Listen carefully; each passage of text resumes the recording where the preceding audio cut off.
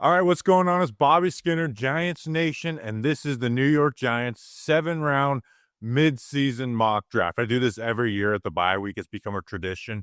I've been doing it since the 2020 season, so basically my second year in Giants content. No quarterback this year. You have Jackson Dart, where the last 2 years, I took Cam Ward last year and Jaden Daniels the year before those guys bumped up in the draft process, but no quarterback this year. So less clickbaity, right? No QB, but that's kind of a relief, right? Where it's like, I don't need to dive into a bunch of quarterback stuff at the bye week of the NFL season. So the Giants have a quarterback and the first overall pick. That is dangerous. That is a first for this midseason mock draft. So I'm excited about that. Excited to dive deep into it. First, please like and subscribe. A lot of people take their bye week and just, go on vacation or whatever. I've been grinding out college tape to get this out. So please like and subscribe. Before we get into the picks, a couple of things that we'll talk about here. One, the Giants have 7 picks. They have their first and second. They lost their third in the Jackson Dart trade. Their fourth, fifth, and sixth, and then 2 more 6-rounders, and they don't have their 7th. I am using the PFF simulator. Probably some things out of place this time of year, but I think it's the best thing at my disposal. Comparing it, I compared it also. I cross-checked things with Dane Brugler's top 50 big board just to make sure I'm not getting like a guy who's ranked 20th on that in the 3rd round. So I didn't want to have anything too crazy. I remember when you had like Christian Gonzalez available in the 3rd round. And also, because this is the mid-season mock draft, I'm not a full-time draft analyst, so this is about more envisioning my plan for the team after the first pick. I don't have a heave of, a wealth of profiles to pick from the guy that I like the best. I think that the guy specifically, I've done the work comparing him to a bunch of other guys. It's more so doing some quick runs on guys available at the top of the simulator in certain positions and then diving into the guys that pique my interest. Also, I am anti-trades in mock drafts. I've never done a trade in a mock draft. I think they're unrealistic. I think the scenarios aren't there, and then you're basically cheating because now you get all these added picks. So let's get into it. With round 1, pick 1, I am selecting nobody. I broke the rules. I'm doing a trade. I'm trading the first overall pick to the Cleveland Browns for the 4th overall pick, their 2027 first-round pick and second-round pick, plus a 5th and 4th round pick swap. So we get their 4th next year. They get our 5th. Mock draft trades are unrealistic in these simulators, like I said before. So I don't like doing that and adding a whole bunch of picks. And, okay, now I got all these guys from the 2nd and 3rd round that I wanted to have or make a decision on. But it didn't make any sense to not do the trade in this year's midseason mock, right? Like the number 1 overall pick and not taking a QB, like you basically have to trade out of that if there's someone, if there's a quarterback that some team is going to deem worth taking. So it could be the Browns or whatever. There's just not a realistic scenario of just sticking and picking here without some type of trade. But I did trade for the 2027 picks because I hate when people show me mocks where they have all these extra picks, like I mentioned before. So I want to do mock drafts with the picks the Giants have and make those tough decisions. Plus, it's the midseason mock, so Giants very likely to probably not have the first overall pick at the end of this season. And I also traded down to only the 4th pick, so I can take a player I was considering at the first overall pick. So I know the Browns may want to just stick with Shedeur, but just envision, say, it's the Jets or whoever else there. So basically, I'm having my cake and eating it too. Not adding a million picks into a mock draft and also showing my desire for the Giants to trade down in this scenario. Because there's only been 4 times since 2009 where a non-QB has been taken. Eric Fisher, that was the E.J. Manuel draft class. Jadeveon Clowney with Blake Bortles and Manziel that year. Myles Garrett, that was the Trubisky, Mahomes, Watson, and then Trayvon Walker with Kenny Pickett. So now the Browns took Fernando Mendoza at quarterback. The Raiders took Arvell Reese, linebacker, and the Titans took Ruben Bain, and the Giants are on the clock with the 4th overall pick. And with round 1, pick 4 in the 2026 NFL draft, I am selecting Ohio State safety Caleb Downs, 6'5", 205 pounds. This versatile safety and thrives in every area. Like he's an A+ athlete who gets around the field effortlessly, and he just understands the game of football. Like I said, I think he's legitimately great in every area. Like he flies all over the field. He's smart in his own coverage. teams avoid him, which makes it a little frustrating watching him because you want to see him get tested a little more. But again, they use him in disguises and rotations. Like, go and look at his interception to end the college football playoff game last year against Texas. Just basically baiting that quarterback instead of throw, driving, and getting the interception. Um, in my preseason work on some of these guys, you see people say, "Oh, this guy's amazing. This guy's amazing." You're thinking people are probably overrating him. Went to watch him, and I fell in love in the summer, and then rewatched him again for this, and was still just as impressed. He reads passing concepts and turns them into man or jumps routes. He does have limited man experience, but again, when I did see him in man coverage, I thought he was very good. Great ball skills with good hands whenever the ball does come his way. He's physical. He takes on blocks extremely well in the run game, closes space in a hurry, tracking the ball carrier very well. There's one negative. It's like maybe sometimes he tackles like very low, but I understand him doing that as well too. He's got a quick trigger in the run game. He's not reckless, but he has that quick trigger. And I think he brings real pop. And again, he plays all over the field. Like at Alabama in 2023, basically played a third of the snaps at every spot, but led in the box at 34%. Last year played 43% deep as the majority of his snaps. And then this year, 40% in the box with still some stuff left. I mean, he's only given up 330 yards in his last 29 games. That's 11.3 yards per game. So it just made sense. Like Peter Woods, who I took at 5th overall in the preseason mock, I wanted to see more for him, right? There was flashes of a guy who could be dominant, and he just hasn't done it. So if he hasn't done it at college level, I'm a little frustrated there. I love Jermod McCoy, the corner from Tennessee, but I just need more info before I'm taking a guy who missed this entire season due to the injury. And I just didn't love the value on the offensive line, guys, here from my preseason analysis of like Mauigoa, Lomu, or Proctor. So I know wide receiver may have been some people's argument here from a positional value standpoint over a safety. But I think if we're getting into that, I don't think there's a lot more value in drafting a wide receiver 2 years after Malik Nabers than just getting what I think is a better player at the safety spot who helps you in coverage and run defense. Especially with what we've seen with Jackson Dart without Malik Nabers, is that O-line is more important to his success than wide receiver is, and he's going to get Malik Nabers back next year. So round 1, pick 4, we are going Caleb Downs, safety out of Ohio State. All right, round 2, pick 35. The New York Giants are back on the clock for the second round, and I am taking Georgia defensive tackle Kristen Miller, 6'4", 310 pounds. He's a run-stopping defensive tackle. I went and watched him against Auburn and their center, Connor Lew, who's a highly viewed prospect. I think he got banged up. And then Alabama, so they got at least some offensive line talent there. It's just kind of astounding how he controls the block consistently, like striking into the offensive line's chest, knocking them back and then controlling the block. He is a run stopper. That's what he does. Like, he's got solid bursts of athleticism, but not like an open field pass rusher. But he's extremely strong, sturdy. Like I said, he strikes like strike, extend, and reads, right? Or sheds. If he's playing inside the gap, right, he keeps his shoulders square, keeps that offensive lineman off of him, and holds himself sturdy. Sometimes a down block will get him when he's getting double teamed. But again, he just stacks and sheds really well. Strong hands, consistent knockback. He's got great eyes to, follow the action in the backfield and play 2 gaps. Not going to give you much as a pass rusher, right? Like, he sometimes will run into a well-timed hand move, but he's not going to give you much as a pass rusher. Obviously, this is the midseason mock draft, like I said. I don't have write-ups on the full top 75 in the draft, but I do think this is a type of guy the New York Giants need. Like, I do have some questions, like, with his lack of pass rush chops and, how do these run defenders translate to the NFL, right? Are they bringing that same effectiveness in the run game? But I thought the competition he played was fairly good.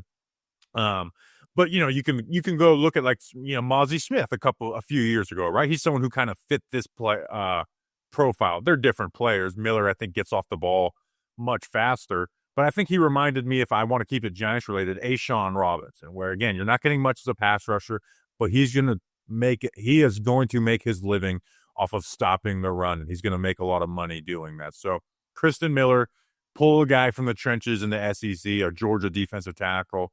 Maybe it takes him, a little bit to adjust to the NFL, but I do think this is a guy who can make a real difference in the run game. And we know the Giants, being dead last in rushing defense, need that greatly. So I'm taking Round 2, pick 35, Kristen Miller, defensive tackle out of Georgia. Now we enter day 3. No third-round pick for the New York Giants. They lost it to the Texans in the Jackson Dart trade, but we're at the top of the 4th round. And with round 4, pick 101, I am going Oregon offensive tackle Isaiah World at 6'8", 315 pounds. He's a long, athletic freak with that aggressive gene. He's given up a good production overall at Oregon, but there's just way too much sloppiness in his game. I was ready to not make this pick because I thought it was unrealistic he'd be here, but I cross-referenced this again with the Brugler top 50 to see if he was in there, and then even his 12 guys who he just missed that weren't on there, plus PFF having him here. And I rewatched the film after watching in the summer, right? Because he transferred from Nevada. He is still very big and strong, and he's athletic, but he's just been very sloppy as a player. And I think, he has some first-round talent and thought Oregon might be able to get that out of him. But some of the sloppiness in his game has just shown up more, having to play stronger competition after transferring from Nevada this last year. But, on my write-up on him, long, athletic, foot speed is extremely quick, great mover, strength isn't great yet, but plays strong. Pass sets are a work, often misses landmarks or oversets, some reps of leaning in space with pass rusher leaving him vulnerable, long arms with a strong punch. Punch can be erratic and doesn't rework hands, allowing guys to slide off of him, absorbs power extremely well, and the run game explodes into it, but he leans way too much. So he's got, again, repeated a million times, he's got size, length, and athleticism and aggression, but the technique needs a lot of work or else he'll get work consistently in the NFL. He does have that aggressiveness to him, though, that I think you can work with him. Unlike a Matt Peart type who was picked 99, so, a 2-pick difference, who did have the size, length, and athleticism, but he played way too passive. So, and even with, these issues for Isaiah World playing in the Big Ten, he's only allowed 1 sack, 1 quarterback hit, and 7 pressures in 12 games. For reference, Andrew Thomas has allowed 1 sack, 2 QB hits, and 8 pressures in 11 games this year, and he has the second best efficiency in the NFL. So this was a guy that I thought might progress into a first rounder this summer, but unfortunately hasn't done that. But he's so talented, I will be very willing to swing at him here and let him sit behind Jermaine Illuminor or whoever the Giants use as their near right tackle. I would hit round 5, pick 140, and I hear your boos. Where's the wide receiver? We need a wide receiver. I hear your boos, and I'm succumbing to them. And we're going round 5, pick 140, North Dakota State wide receiver Bryce Lance at 6'3", 209 pounds. A Lance winning number 5 from NDSU? Like, what a coincidence. No, this is actually Trey Lance's younger brother. This is a guy I want to see at the All-Star game cycle and do agility testing at the Combine because I think it can raise his stock because he plays against FCS competition and he wins by burning guys, which is why I like him, but I still have questions on who he is as a player. He's had back-to-back 1,000-yard seasons on a 75% catch rate, which is impressive, but even more impressively, he's caught 28 of 43 deep targets in 2 seasons. That's a 65% catch rate on just deep passes. So shout out Cam Miller and whoever NDSU's quarterback is this year for even allowing that to happen. But again, he's this striding deep threat wide receiver, has a limited route tree of what he ran at NDSU, good get off and build up speed to run past those defensive backs, great tracking the ball downfield, and he makes some wild grabs when the balls aren't perfect. He's got an effective release, can be squeezed at times. The thing that holds me back a little bit on him is the transitions can be a little clunky, right? Too much slowdown in some of the sharp cuts. I saw some film struggling with hands on him, which we'll talk about against Travis Hunter. Very low drop rate, and he's, they use him in jet sweep, so he's been a yak threat for them, again, against smaller competition. But again, I want to see him against better competition because Travis Hunter pressed him up a few times, but that was also 2 years ago at this point against a Heisman winner in week 1. We've seen Christian Watson from the same school find success in the NFL with a fairly similar profile, right? Where it was deep passes and jet sweeps and not much else with size and speed. For the Giants, it's obviously not the big wide receiver 2 addition, and you have to make a Wan'Dale Robinson decision, but you take a swing on a guy who can hopefully get you to that middling second outside guy as you likely move off of Slayton after 2027. All right, round 6. We finish off in the 6th round for the New York Giants, but we have 3 6th-round picks. The first of those being their own with pick 179. And with round 6, pick 179, the New York Giants select Iowa offensive lineman center Logan Jones, 6'3", 305 pounds. Jones has been a 4-year starter at center at Iowa, who I think is a better pass blocker than run blocker. He's only allowed 1 sack and 2 pressures in 12 games this year for Iowa. I do think he struggles with some strength stuff in the run game, but he does like a good job in space. And, this is the 6th round, and I have, my write-up is solid center who doesn't wow you in any area. Solid athlete and average strength. Good mirror ability and pass pro and reworks his hands. Strong hand grip to lock onto guys. Has natural leverage, but his feet do get too skinny in the run game. Struggles at the point of attack with strength. Doesn't move and gets moved. Does well moving in zone. Very good in space, getting the spots and finishing. Can pull and get the linebacker as well. So, again, this is the 6th round, so you're going to have some bigger flaws on this one. But I think this is a guy who could be a depth piece and could maybe be a starter at center once JMS, moves on. There's some familiarity with James Ferentz, the assistant offensive line coach. His dad being the head coach at Iowa. If the offensive line staff stays in place with Carmen Bracillo. But again, you bring him in as depth at center while JMS contract runs out next season. You got to figure out what you're doing with Marcus Bow long term. Maybe he's someone who can start for you for a few years, but he at least can be their stopgap while you invest in guards and tackles. But I'm going round 6, pick 179, center from Iowa, Logan Jones. All right, now we hit round 6, pick 190. This one comes over from the Miami Dolphins in the Darren Waller trade. We will be losing our 2027 7th rounder unless Darren Waller gets 36 catches in the last 4 games. Doable. It is doable. I bet he's had some type of stretch like that. Probably not. But round 6, pick 190, I'm going Texas Tech defensive tackle Lee Hunter at 6'4", 330 pounds. Lee Hunter is a guy who I think is naturally gifted that still needs to figure out what his role is and what it will be in the NFL. Because you see 6'4", 330 and think run stuffer, but the reality is he rushes the passer fairly well. But he has strong hands with a natural way of using them to push and move offensive linemen out of his way going after the QB. But he's also not athletic enough to be a guy who's finishing at the quarterback, who's going to get a bunch of sacks and quarterback hits. In the run game, he has that natural knockback power that helps him as a pass rusher, and he has great reps there that cause chaos. But I think he should be really putting his focus there because too often double teams are working against him where he's getting pinned down or not anchoring very well.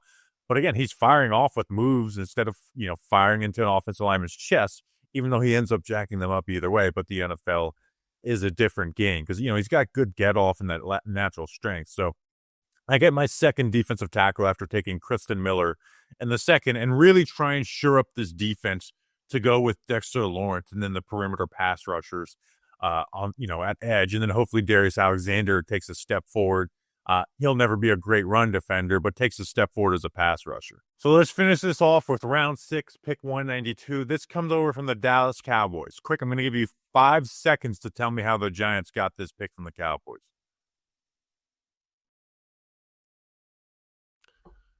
They traded away their 7th and Jordan Phillips to the Cowboys for this pick. Phillips had to be active for 2 games for this trade to be activated. He played 2 games and 34 snaps before going on IR and then being released. Dangerously close to a Ryan Santoso situation. And speaking of a kicker, Ryan Santoso, with round 6, pick 192, I am going Oklahoma kicker Tate Sandell at 5'9", 182 pounds. I'm simply going to become a kicker guy in these mock drafts until the Giants take the position serious. And Sandell has been awesome this year for the Sooners after transferring from Texas San Antonio. He hasn't missed an extra point all year. He's 23 of 24 on field goals, 7 for 7 on 50-plus yarders. I think he hasn't missed any of 45-plus. He's also left-footed and drives Kirk Herbstreit nuts with his short shorts. So I will be making a new boot goofing shirt if we get this guy.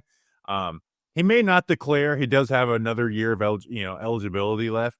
I'm not sure what type of bread kickers in the SEC are making, but the Giants have to take this spot serious is more so the point of this pick And I think it'd be wise if you have 3 6-rounders to try and nab a kicker, right? Even if you go with the first the first 6-round pick, to make sure you get the kicker you want and don't let someone else swoop in. I think that would be I think that would be smart for the Giants to try and, locate, hey, this is our top kicker in the draft. Let's try and get out of this draft with him. Where is he going to go? Uh, so to finish it off, we started with a trade, first ever trade and a Bobby Skinner mock draft, breaking all the dang rules. I hope to never do it again because it makes my skin crawl to break the rules. But we trade with the Browns from first overall to fourth, getting a future first and second plus a fifth and fourth pick swap. And then with the fourth overall pick, we take Ohio State safety Caleb Downs, best player available, a guy who's going to help every area of the defense. Round 2, pick 35, we go run defending defensive tackle from the Dogs, Georgia, Kristen Miller. Again, let's shore up this defensive line. We don't have a third-round pick. To kick off day 3, we take Isaiah World, crazy talented offensive tackle, perfect size, but he's got to get better and take his technique more serious. In the 5th, we get a speedy, deep threat from North Dakota State and Bryce Lance. And then with 3 6-round picks, we get a center, a defensive tackle, and Logan Jones, and then Lee Hunter, trying to, again, shore up the trenches and then finish it off with our kicker. So I hope you guys enjoyed this video. Please like and subscribe. If you're just watching this because you want to hear a mock draft, we try and do the best Giants content that's out there. We have podcasts, film analysis, especially this year because it's the first year of the new show. We plan to kick draft coverage's ass. We'll be at the Senior Bowl. We'll have film breakdowns coming out of there. Hell, I might even be at the Hula Bowl covering that this year, where the Giants got 4 of their UDFAs from last year. So appreciate you guys. Again, please like and subscribe. Let me know what you think.